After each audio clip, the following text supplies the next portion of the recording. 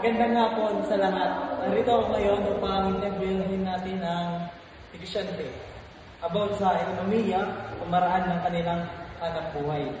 So, papakilala natin si Sir. Ang pangalan mo, Sir? James Lopez Jr.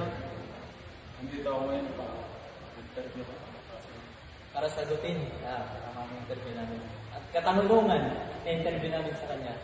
So, Sir James, ano ang iyong paunahing pinagkakakitaan sa ngayon?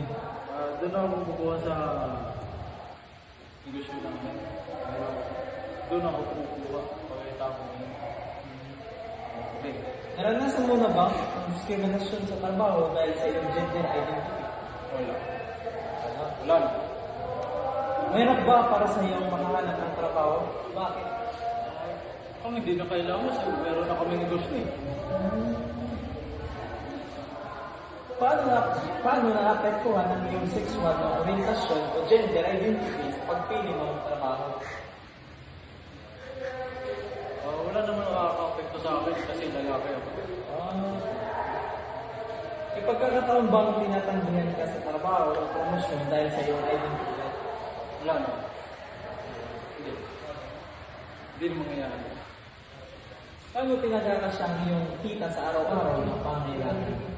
Halimbawa, madala ng pagkain pagpunta sa trabaho. So, wala isang gastos ko. Ba't? Yes, sir.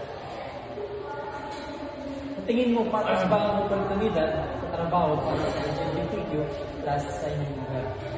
Oo naman. Patas naman talaga.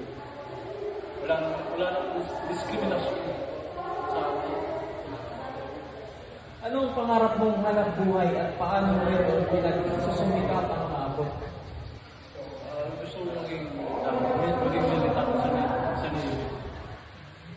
Paano mo ito pinagsusumikap ang maabot? Tsaga ako masisipag. Wala ba? So sa ngayon, natapos na ang interview namin kay Sir James.